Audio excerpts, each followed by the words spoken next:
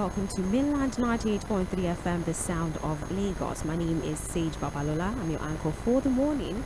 And just like that, we have exhausted 4 days of the year 2024 and the extensive list of events, controversial events that have played out over the course of these 4 days is definitely enough conversations for the rest of the year. But then you know that we have a primary responsibility to keep you up to speed as new information comes through. Whether or not we consider them significant, we definitely still have to obey the law of providing information to all of those who listen to us on Mainland 98.3 FM.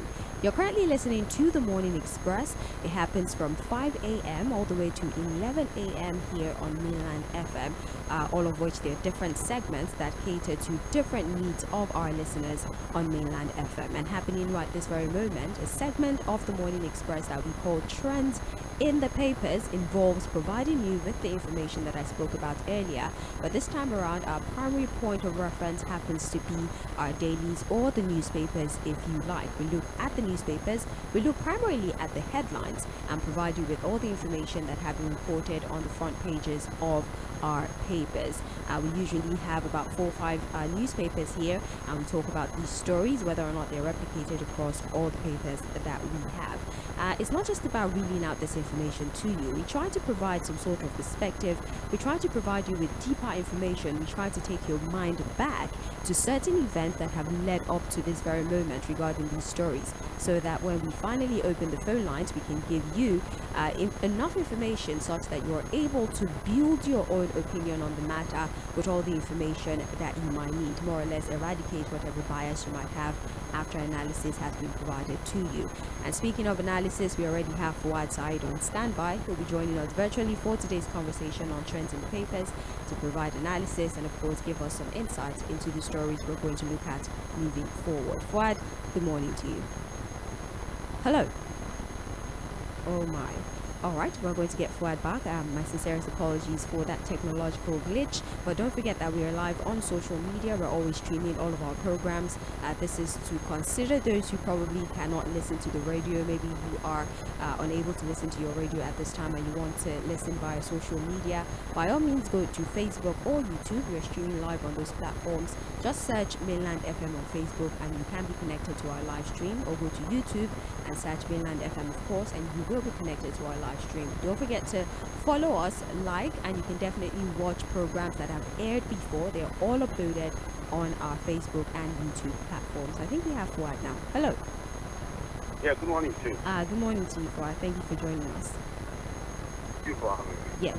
All right. We do have the papers here with us. We have the Guardian newspaper, we have Punch, we have The Nation, and last but not least, we have Vanguard newspaper. Now, I'd like for us to start conversation this morning with the Punch newspaper. The first story, of course, is a report regarding APC promises heavy defeats as Atiku eyes 2027 presidential bid. That is the major headline that is being reported on the front page of the Punch newspaper. Now, the story in itself is the All Progressives Congress have waived off the reported plan by the People's Democratic Party presidential candidate in 2023 election, Atiku Abubakar, to contest the 2027 election.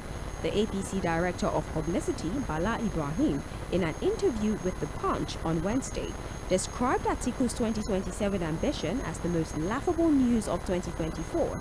He said the former vice president would be defeated again. Of course, Atiku Abubakar has been attempting to be president for at least 6 unsuccessful consecutive times. And for the 2023 election, he did say that he wasn't retiring from politics, as he will still be around to look at the performance of this administration. But then there was still, uncertainty about whether or not he will still want to actively be in the race. Well, Fouad, we have some sort of confirmation that he probably would still be running for presidency in 2027, although the APC has described this as laughable. Even Labour Party are saying they don't want old cargo, in a manner of speaking. They want new people. It's been a lot of reactions. What do you think about this ambition of his? Well, see, Alhaji Atiku Abubakar, I think in the next 4 years, would, if I have his speech correct, he will do 70. And of course, the Commission of Federal Economy for Nigeria allows him to run if he wants to run. He's qualified to run. But I have my concerns with his kind of politics stage. Now, I think there are indications, even from what he has said recently, that he may likely be on the ballot again in 2027, depending on how the calculations go. If you understand what I'm saying, Sage, it's most likely that he will be running again in 2027. He has recently called for a coalition. After the Supreme Court judgment, he said he's not going anywhere, he's going to be around and all of that.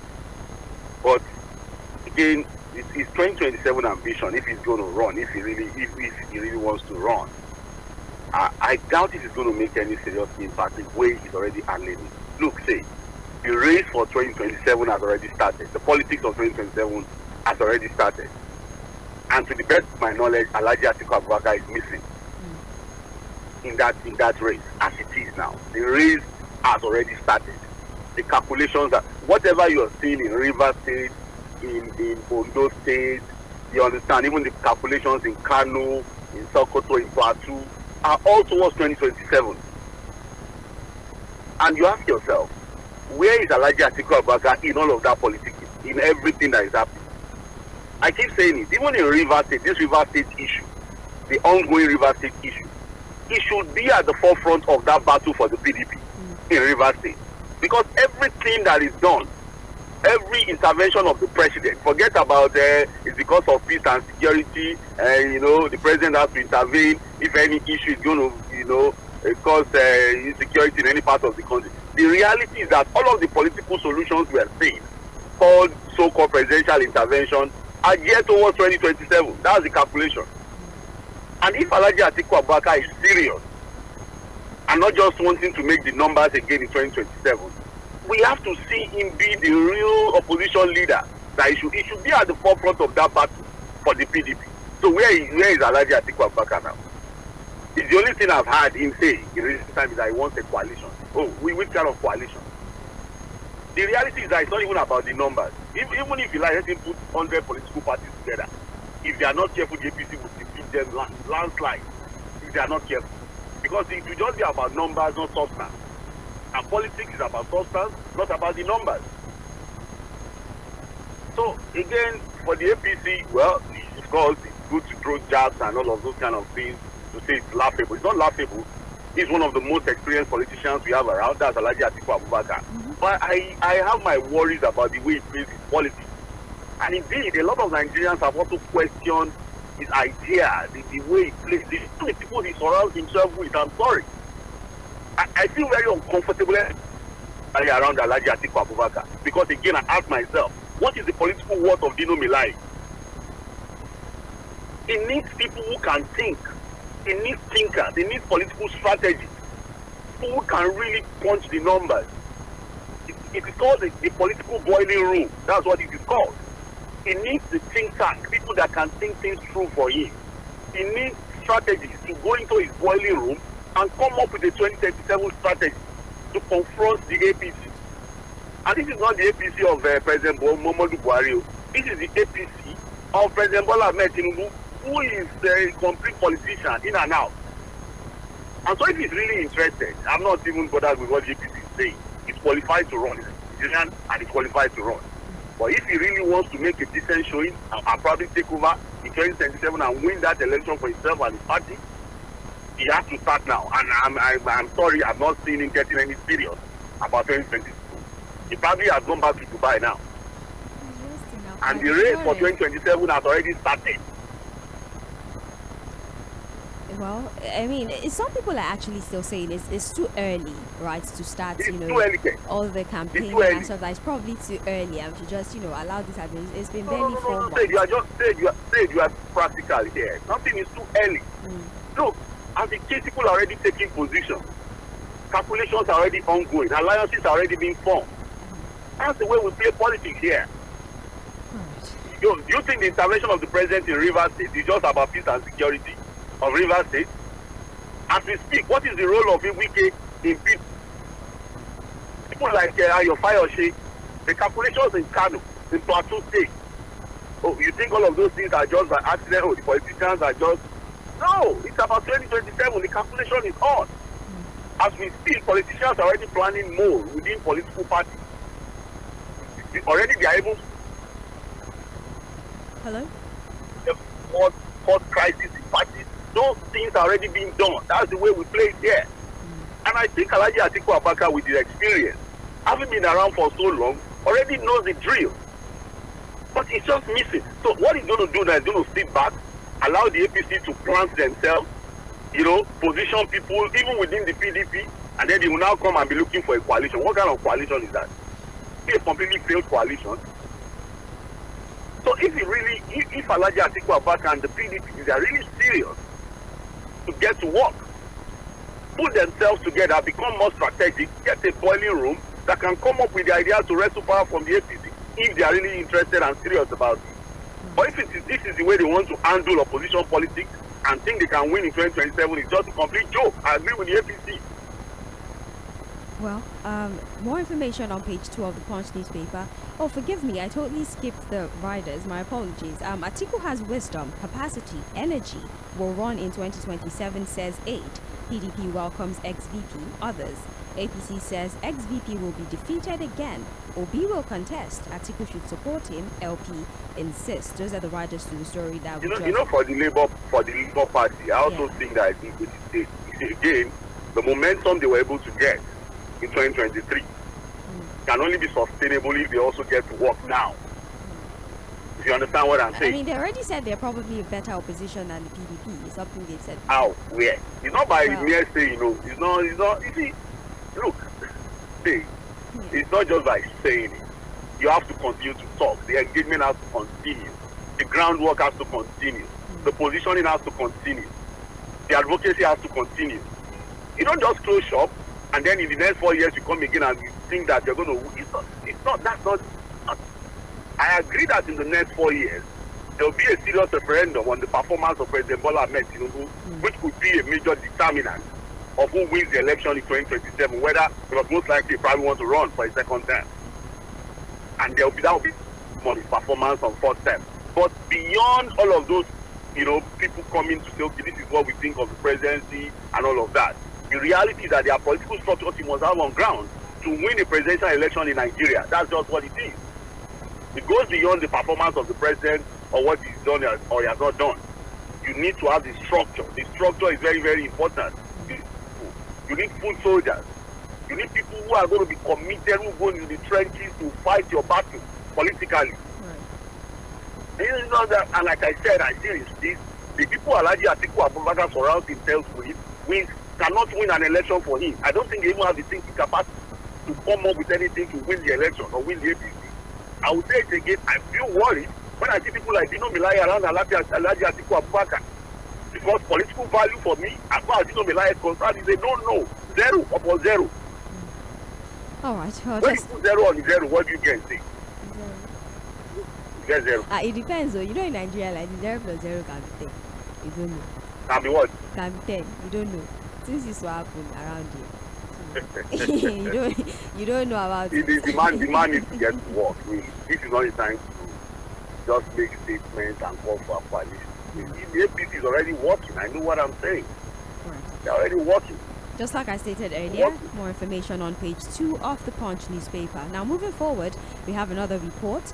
No plan to hike fuel price, NNPCL assures Nigerians. Now the Nigerian National Petroleum Company Limited on Wednesday declared that there was no plan to increase the pump price of premium motor spirits, popularly called petrol. NNPCL Chief Corporate Communications Officer Olufemi Shoneye said in a statement that Nigerians should disregard rumors of a possible hike in petrol price. The oil firm further urged motorists not to be involved in panic buying, as it stressed that the company had no plan to raise the cost of the product. But this notion was born out of the fact that, marketers have been saying that if truly the federal government were not subsidizing PMS, we should be buying at least 1,200 naira. Now, this has created an atmosphere of fear amongst, oil users and consumers. And in fact, they've started panic buying. They're scared that the NNPC would most likely announce a price increase for PMS. But they're assuring Nigerians that nothing of the sort is going to happen. As a matter of fact, the NNPCL is saying that they're not paying subsidy and they're recovering their full cost on the importation of PMS into Nigeria, being the sole importer of the product. What are your thoughts? Yesterday was a report in the Punch newspaper about this disagreement between the NNPCL and major oil marketers and Ipman generally. Yes. As to the fact that currently we are supposed to be buying at 1,200 naira per litre. And the argument is that, look, the NNPCL is still paying subsidy. In fact, Bismarck Rwani, the popular economist, also said that, look, the reality is that we are paying subsidy. It's just that we are not paying as much as we used to pay in the past. So people that you know have said that, look, the NNPCL and the government has gone back to the days of paying subsidy. They can whatever they want to call it, whether under recovery, whether it's intervention or what. The reality is that, look, as at the time the government announced the removal of subsidy and the price of PMS moved to around 500 and something naira to 600 and something naira to litre, what was the rate of forex at that time? You understand? I think forex was around 7 and something naira to $1. Now that it has moved to about 1,000 something, shouldn't that affect the price of PMS ordinarily? So it means that there's somebody taking care of that margin. Because ordinarily by now we should be buying at around 1,000 naira to litre of PMS. So the fact that it is still pegged at around 617, 590 something naira per litre means that something is happening to that margin. Somebody is still controlling price. So the subsidy is back. Forget about what the NNPCL is saying about under recovery or all of those kinds of semantics. The reality is that somebody is taking care of the margin. It is very troubling to say that we are not getting clarity and transparency on that particular issue. Because in the past, look, you can argue that, look, subsidy was inflated, the figures were bogus, but at least it was well appropriated for. So we knew the figures we were dealing with. Currently, we don't even know anything. Nobody is saying anything. All we hear is that, oh, we are recovering our cost. We are recovering. What is the cost? What are you recovering? That's why people say that, look, if there's one institution that is shrouded in secrecy, lack of transparency, it has to be the NNPCL. And that's why people are worried that, look, the energy that is putting into probing the activities of Emefiele in the CBN, why is he not putting that energy on opening up the accounts and operations of the NNPCL? So that rumor came in yesterday, oh, it was flying around that PMS was going to be 1,002, blah, blah, blah, and all of that. If you understand what I'm saying. But again, the NNPCL has something, look, we are not increasing. But still, let us ask ourselves. When subsidy was removed, what were we told? We were told that the market has been constantly what?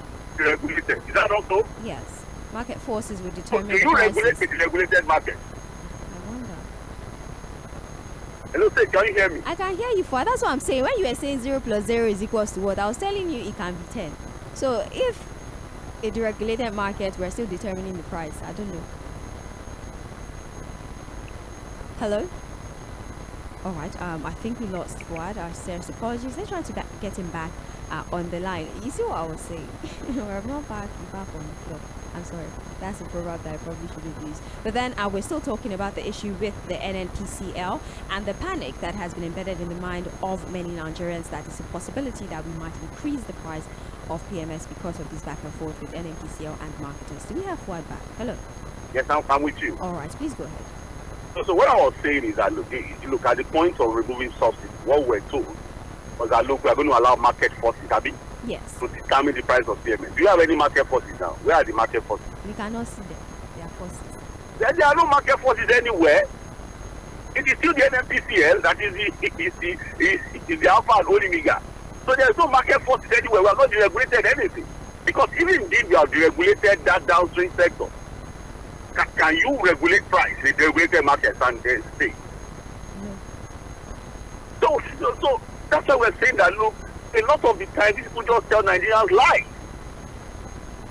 And because they know we're not going to probe what they are saying, we're not going to question what they are saying, they think everybody is just dumb and stupid. And so they just come out to repeat these same lies and lies and lies, and Nigerians just take it in as if it's nothing.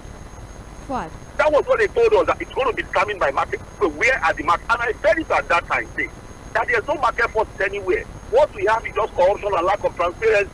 What? Let me ask something. At least, does this not pose as a benefit of some kind? The fact that if they really did do what they said they were going to do, it means that we would actually be buying PMS as 1,200 naira or more. So can we say that maybe the benefit of this mago in the manner of speaking is that people at least still get to buy PMS at 500 to 600 naira? No. Say, if we are going to do something, let us just do it and fix the consequences. We were told that subsidy has been removed, and that the market forces going forward and that determine the price of PMS. You understand what I'm saying? Yeah. But now, where are the market forces?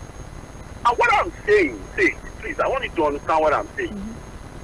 What I'm saying is that, look, in the past there were questions around the figures that we were paying on subsidy. Yeah. Oh, it was inflated, there was so much corruption, but it was well appropriated for. We knew the figures we were dealing with. Yeah. That subsidy is back in the form of intervention, leveraging on the capacity of the NMPC as the sole importer, or they are recovering their costs. What are they recovering? What are the costs? What are we paying? That margin, what exactly are we paying? We need that. We need answers. Because don't be surprised that we are even worse off than when we were paying the social subsidy officially. Because now we have an official subsidy that we are paying. Because nobody has now agreed that subsidy is back, even though we insist. Experts have said it, people that should not have said it, that subsidy is back. And it's unaccounted for because we didn't appropriate it. Nobody appropriated. That's the issue for me. Say, in the past, there were appropriations, so you knew how much you were paying. Even though people kept questioning why we're paying that much. But now that there are no appropriations, there's no clarity, there's no transparency, nobody knows anything. It's even worse for me. Because that in itself engenders crazy kind of corruption that we may not know about. So if subsidy is back, can the government open up and say, yes, we are not paying, so that we know what we are dealing with? Well, that's what we are saying. Well, the NMPC and for the way they do these things in secrecy and all of it worries me. But again, it is what it is. They said that, okay, we're about to, the NMPC regulating price. You know, when this thing started, see, the same questions we asked. Oh, we are now giving equal licenses to people. People can now bring in their own products. And we said, where would they get the forex? So now people got licenses. They can't even activate the license.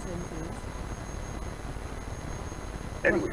I'd still like to highlight, the most important part of the story is NNPCL assuring Nigerians that regardless of this back and forth with the marketers and the oil firm, there's no plan to increase the price of PMS at this time. So people should stop panic buying. That price of 1,200 is not. So how does that statement fit into a deregulated market? See, that's what they're saying. Regardless. I'm just saying now that statement. How does that statement fit into a deregulated market? I get that because they should not be able to control whether the price increases or decreases. But they told us lies when they were paying all our market for. I wouldn't know for a fact. It's not in my mind. I do hear that. I'm just reporting. If that died, everybody would I'm not going to say it. I'm just reporting what the paper says, but I guess we'll see. We'll have to wait and see. Anyways, information is on page 20 of the Punch newspaper. If you're just joining us, welcome. Good morning to you again. This is Mainland 98.3 FM, the sound of Lagos, and happening right now is trends in the papers from now till about 8:30 a.m. We'll review the stories that made it to the front pages of our dailies. Side is on standby, and together we are announcing and also analyzing the stories that are reported by the papers. We're currently looking at the Punch newspaper, looking at the headlines. Also, don't forget that you can be a part of the show via our social media platforms. Go to Facebook, go to YouTube. We are streaming live, so you can actually participate in everything going on in the studio. You can see everything happening in here via Facebook and YouTube. Just go on to both platforms, search Mainland 98.3 FM, and you definitely would be onto our live stream. There's also the live chat option available for you to drop your submissions in real time. And when it's time to take public opinion, I would read all the messages that have been dropped on those platforms. So please go to Facebook and YouTube. We are streaming live, and participate on the show. My name is Sage Babalola. Now back to the stories, Fuad. We have here federal government to withdraw recognition of Kenya, Uganda, Niger universities. That's the headline. Now to the story itself. Following the suspension of accreditation and evaluation of degree certificates from Benin Republic and Togo, the federal government has said sanctions would be extended to more countries like Uganda, Kenya, and Niger Republic. We're not going to stop at just Benin and Togo, the Minister of Education, Tahir Mamman, has said on Channels Television Politics Today program on Wednesday.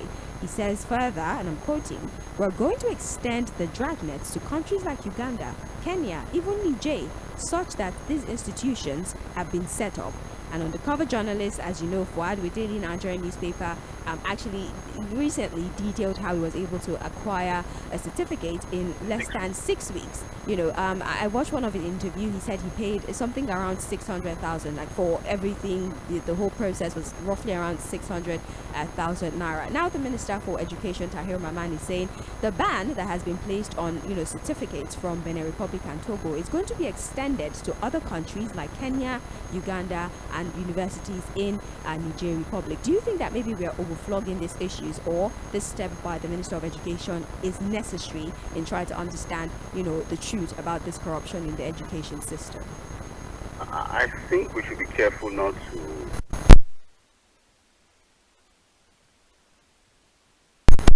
I think we should be very, very careful because, again, there are also people from some of these countries who also come to Nigeria to attend some of our universities.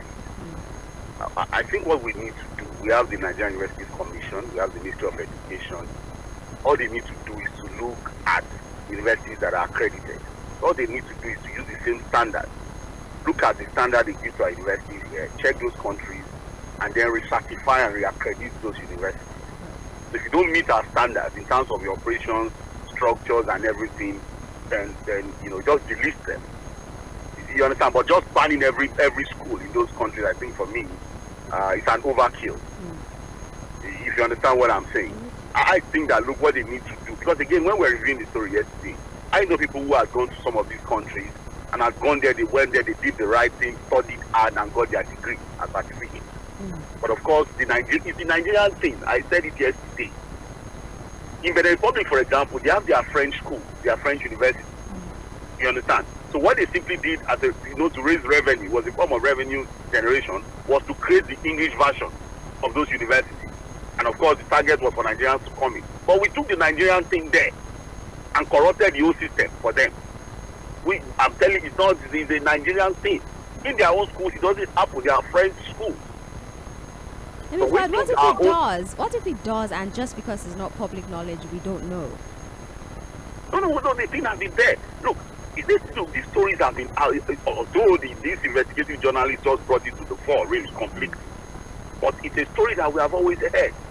Even the NUC, one of the officials of the NUC said that, look, there was a time that even the DG of NYSC had complained about products from some of these schools. Yeah. That when they come to the NYSC camp, at the point of registration, some of them cannot even write their name properly. And they have certificates. So it's a story that has always been there. But now that it has become, a big issue because of this investigative reporting. A fantastic job, I must say. Beautiful investigative reporting. Now the government has to react. But I'm saying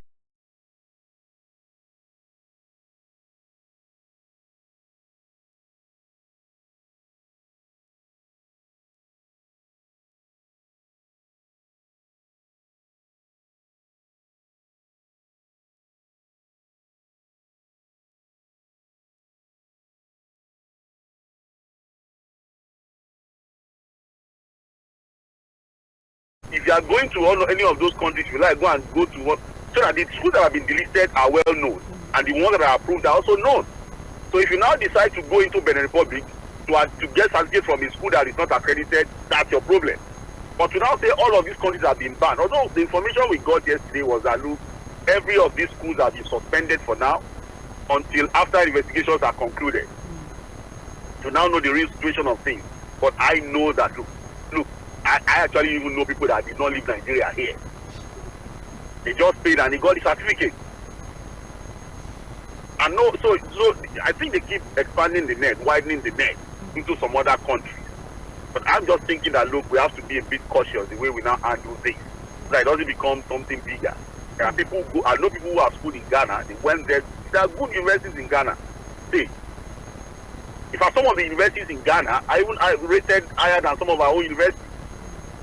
So do you now say that anybody that goes to Ghana to study has gone there to buy certificates? Or anybody that goes to Kenya? Kenya has very good universities. Highly rated universities in Kenya. So you know, okay, anybody that goes to Kenya. So we have to decide, although yesterday a long list of schools were given by the government. So we need to know, are you banning the entire country, or there are specific schools you are banning? Right. Or for now we are suspending all accreditation until we have a complete picture of things, and then we can be back to normal again. But I think we just have to be careful the way we handle this matter. Page 28 of the Punch newspaper, that's where you get full information on that particular story. Moving forward, we have here Obasanjo faults 88 trillion naira debt burden, says relief mismanaged. That's what the former president is saying. Now, he further says that Nigeria and other African countries may find it difficult to secure debt relief considering their large debt profiles. He has also indicated that the debt relief secured by Nigeria from the Paris Club during his tenure was allegedly mismanaged by successive administrations, a situation that has plunged the country into huge and undeserved debt. Nigeria's public debt was 87.91 trillion as of September of 2023, according to the Debt Management Office. As a result, he noted that it might be impossible for the next generations of Africans to enjoy debt relief again, considering the mismanagement on the continent. While the former president is bringing to the forefront the issue of mismanagement and why our behavior, especially when it comes to our finances, might not relief. If you remember one time, a lot of people were saying that if the IMF, for example, if they continue to reel out these figures about our economic prospects and viability, talking about how, you know, our debt, our behavior with borrowing might be a huge problem for us, then they should grant us debt relief. And then we had a conversation about it that we can't do that, because what assurances do we have that you're not still going to go back to that behavior of mismanaging the monies that are being borrowed to you? So I think that the statement by the former president is affirming that. Or what do you think about what he's saying about how we mismanage even the opportunity he gave to us during his tenure for debt relief? I agree with the former president. If there's one thing I'm going to agree with, with as far as the former president is concerned, it has to be this particular statement. So, say, if I'm one of the foreign lenders, one of these foreign countries or these institutions that is lending us money, and then I get hold of your 2024 appropriation budget, and you come to me to say I should forgive your debt, I can slap you. Why do you like this? If I'm one of the foreign lenders, and I get hold of the 2024 budget, and I look at the appropriations in it, and then you come to me to say, come on, they are there to forget. How does a country that is a mess in debt spend that in that way? We've reviewed a lot of the things. In fact, Premium Times, some of these online platforms, and even the dailies have reported all manner of very funny spending, appropriation in the budget. And now it has been signed, so it become law. Yeah. Beg, steal, or borrow. We have to find a way to finance what we have in that budget. Most likely borrow. We're going to do more borrowing. Borrowing? Where do you want to see borrowing? No, you can beg, steal, or borrow. It's beg now. It's not beg. Yeah, you beg, borrow, and steal. Either way, whatever way, we have to find money to fund that budget. And we ask ourselves, what do we have in that budget? I've had the pleasure and the privilege of reading the entire thing. And stage, you just shake your head. Especially for people who try to justify borrowing. Oh, we can always continue to borrow. Yes, there's nothing wrong in borrowing. In fact, real business owners will tell you that, look, borrowing is not a problem. So far, you are borrowing not for consumption, but for production. You understand what I'm saying? Yeah. But what are we borrowing for? Yeah, see. Go and check the budget now. Go and see what we have in that budget. Now, capital expenditure is lesser. Look, even when you hear if you hear capital expenditure, you actually assume that it's even things that make sense. A lot of the capital expenditure are things that you are buying computers, you are buying printers, You are renovating buildings. We want to You don't digitize understand. now, Fuad. We want to get in line with technology. With technology. Elon Musk's technology. Oh my goodness. You understand? So if I'm one of the foreign lenders, I'm sorry. I can't. And because some of these foreign lending institutions are imperially structured to push neo-colonial agenda, they are happy to borrow this money because they know we are going to mismanage it. You don't understand? A lot of these foreign institutions. I'm so sorry for cutting you short. Yes. What's in it for them? Because they keep borrowing us. They're the same ones that put out reports about how our economic growth is slowing down. But for every time we approach them, in fact, they advise that we can come to them to borrow money. What's in it for them? So these are imperially structured. Under development of Africa is development for them. So they come here determine the way we live our lives. They take advantage of our resources. The more underdeveloped Africa is, the better for them. You don't understand? It is neo-colonialism. Oh, we are not physically on ground to control their lives. But we can make them run themselves aground. Get them to continue to borrow. So we are tied to their apron string. That's why we want to fund education. You see all the presidents in Africa line up before Macron in France. And he tells them, oh, this is how you are going to finance education in Africa. Look at the way they are pushing the climate change conversation on Africa.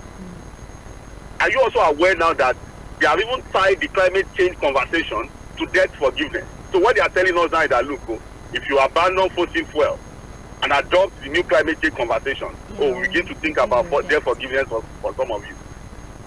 You don't understand? So these institutions are imperially structured to push new colonial agenda. And one of the ways to do it is to keep us perpetually poor and indebted. So by the time you are so much indebted and all of that, they control your resources. Look at the way we have been borrowing, even using our crude oil, and in exchange for money. So it's to keep us perpetually poor. The agenda is clear. The strategy is clear. And they know we have reckless leaders. They know we have leaders who are not going to think through these things. I've said it, like the late state Chief Obafemi said, the prosperity of Africa is in Africa. It's not anywhere else. And until leaders learn to sit back home and do the hard work and make sure that the resources of Africa work for Africans, nothing will change. Oh, you think those people borrowing money like you more than themselves? Oh, they are just borrowing you money because they like you. Even in Freetown, there's nothing free there. See. So I agree with the former president. We've mismanaged it, but we'll continue to borrow. Since that's what we like to do. Well, he's saying our numbers don't look good and we probably might never enjoy that privilege of a debt relief ever again. But let me just put it out there that according to the Debt Management Office, Nigeria's total public debt rose to 87.91 trillion naira as at the end of the third quarter of 2023. And based on the data, total external debt stood at 31.98 trillion naira and domestic debt amounted to 55.93 trillion naira as of the period that this was being reported. So that's the breakdown of how much money we are owing both home and abroad. Remember that we still have CBN to settle with the ways and means loans, amongst other things. But let's not open that conversation today. This story is on page 19 of the Punch newspaper. Moving forward, we have here EFCC threatens Buhari's ex-minister arrest over 37 billion naira fraud. That is the report. Let's get into this. My apologies. They should arrest if they want to arrest. They need to threaten. No, actually, she was someone. She didn't show up. Let me read it. Former minister of... Go after her. Why she didn't show up? And former Minister of Humanitarian Affairs, Disaster and Management, Social Development, Sadia Umar Farouk, risked arrest by the Economic and Financial Crimes Commission following her failure on Wednesday to honor an invitation by the anti-graft agency. The Punch reports that Umar Farouk was to appear for questioning in furtherance of an ongoing probe into alleged 37.1 billion naira fraud during her tenure in office. Now, they have actually picked up a senior official that was working with her during her tenure, right? The one that was in charge of the conditional cash transfer to Nigeria during Buhari's regime. They were able to pick up is a woman as well. She's being questioned. It's been 2 days. She was 17 billion, yes. But Umar Farouk, she didn't show up for the summon for hours. They were waiting for her. She declared her wanted. And they're saying if she doesn't come up voluntarily, they're going to have to arrest her. Is there no law that punishes you if you disregard summons? because So the law is just to declare wanted and get her arrested eventually. no If you can punishment, decide not, nothing. the punishment is actually to go after and declare wanted, arrest her, and then prosecute her. Right. Well, you understand? Because again, I'm sure probably in a little mind, I'm sorry to use that word, he thinks he's still bigger than the law.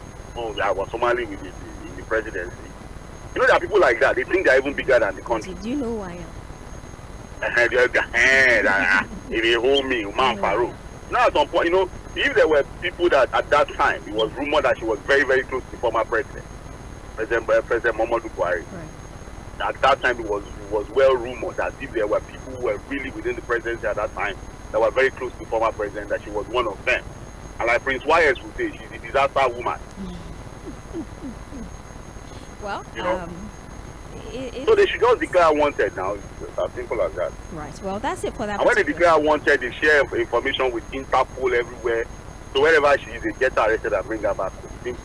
Okay, well, page 7 of the Punch is where you get details of that story. Other stories here: federal government eyes 750,000 jobs with gas initiative. While the gas initiative, especially with conversion of cars from PMS powered to gas powered, among other things, the federal government is saying this gas initiative, would provide The conversation has been on since when? 750,000. It's been years actually, The con- but they say by the 2027, what? They've given us a time frame that before when? 2027, at least 750,000 jobs would have been made available by this gas Okay, initiative. that's fine. Let's wait first. Let's wait. I've not said anything. You want me to say something? I just said that let's it's wait. fine. I said that let's wait. That fine, fine. I know you. That fine is not from your chest. Anyway, All right. moving forward, we have here ex-Sierra Leone president indicted in failed coup relocates to Nigeria. I saw that. Apparently, he's seeking asylum here at the ex-Sierra Leone. Why is someone that is indicted? alleged to have plotted a coup given asylum in Nigeria? I thought that we have a zero tolerance to coup plotters. You don't understand what I'm saying. If the allegation is that he's part of the people that plotted the coup recently in Sierra Leone, why is Nigeria granting him asylum? Are we friends with Sierra Leone? We have a good relationship with Sierra Leone. Of course, we have relationship with Sierra Leone, yeah. Well, maybe that's You why understand? they're One of our West friends. African. I'm just saying that if the current policy, especially this particular government, is no zero tolerance to coup plotters and coup in Africa, especially the West African sub-region, why are we granting asylum to a coup plotter? I thought that they would have allowed him to stay back in Sierra Leone to defend himself. Because we got the news yesterday that the Sierra Leonean government has now agreed with the government to move him to Nigeria. I don't know why Maybe that they're arrangement trying to came up. protect him, though. Maybe threat of Protect- mob attack, something like that. Maybe they're trying to protect him. If they can protect him in Sierra Leone, I just locked him up somewhere. That's more or less an arrest now. If you lock somebody up, is that not house arrest? If you plot coup, because I think Nigeria has always done that. I remember when Charles Taylor too, when he left Liberia, he came to Nigeria, and then until the US told Olusegun Obasanjo that, look, if you allow that guy to run before he was arrested and handed over to the ICC for prosecution on war crimes. You understand? But again, I'm still trying to get to why Nigeria decided to allow him come into the country if he been alleged to have plotted the coup in the country. That's the story. That's how much information has been provided. Page 7 of Punch.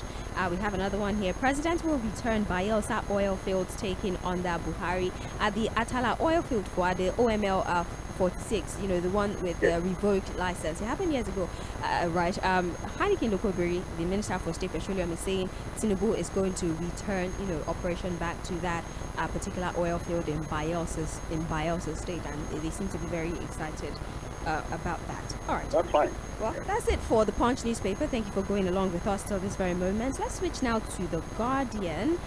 We just have a few stories here that are different. The top story here is about vandalism.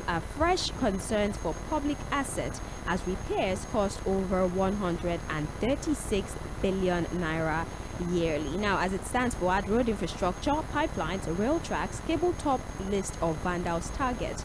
Federal government expends 60 billion naira on pipeline repairs yearly. Stakeholders seek public enlightenment, stiffer sanctions for vandals and reckless drivers. While the report is just highlighting how the actions of vandalism might be a major contributor to the economic decline that we're seeing at this time. Imagine having to spend 136 billion every year to replace and repair the things that have been stolen and damaged by these vandals. Well, that's what you get when there's what is called poverty. When the poverty engulfs a nation, things like this happen. You understand? They are not making excuses for acts of vandalism, but that's what you get when you have widespread poverty of the mind, poverty of the pocket. You understand? You should combine the two together. People can't think properly. Because if you, for example, look at when you build roads and there are rails and people just go ahead and cut it. So again, that's why people have talked about the job of the NSA, the Civil Defense Corps, and that's why people are also saying that, look, one of the things that we're also going to benefit from this issue of state and community policing is that people like vandals, most of these vandals are locals.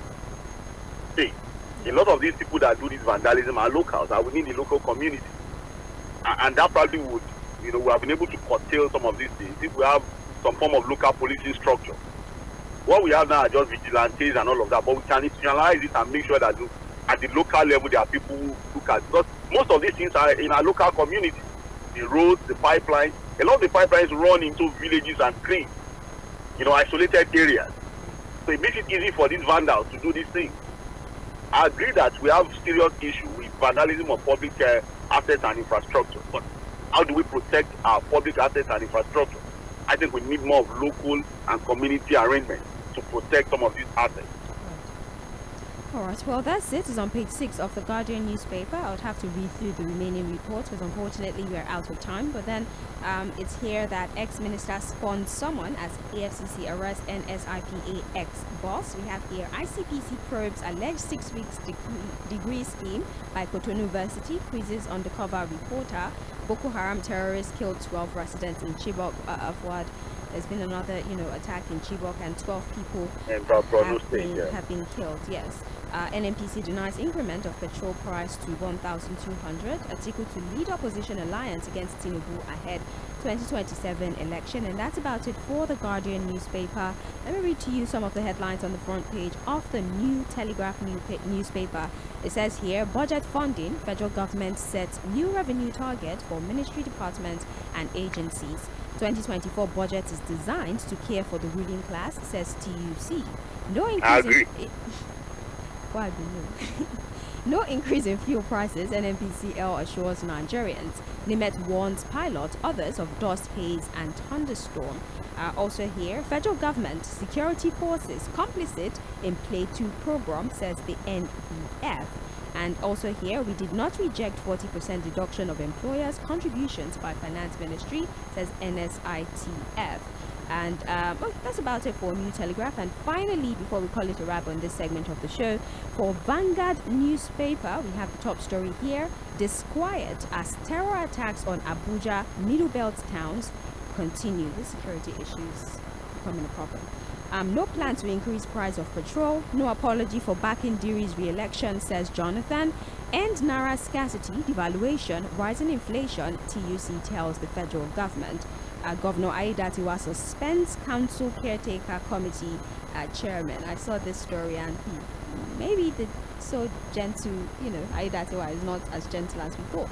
But then that's it for. He has power now. Their council, their council caretaker chairman, they don't exactly wield as much authority as But then he's the governor now. Yeah, he's now the governor, so he's starting small probably. Anyways, that's it for Trends in the Papers. Thank you so much for going along with us, Fuad. We appreciate your input so far. We're going to go on a commercial break, but at 8:40 a.m. we'll be back for Mainland Focus. Remember, it's Open Mic Thursday, which means that there is no gag on you whatsoever, as long as you obey the rules of public communication. But at 8:40, we'll open the phone lines and have you speak to us about any story of interest to you. Once again, thank you, Fuad. Please stay with us. This is the Morning Express on Mainland 98.3 FM, the sound of Lagos.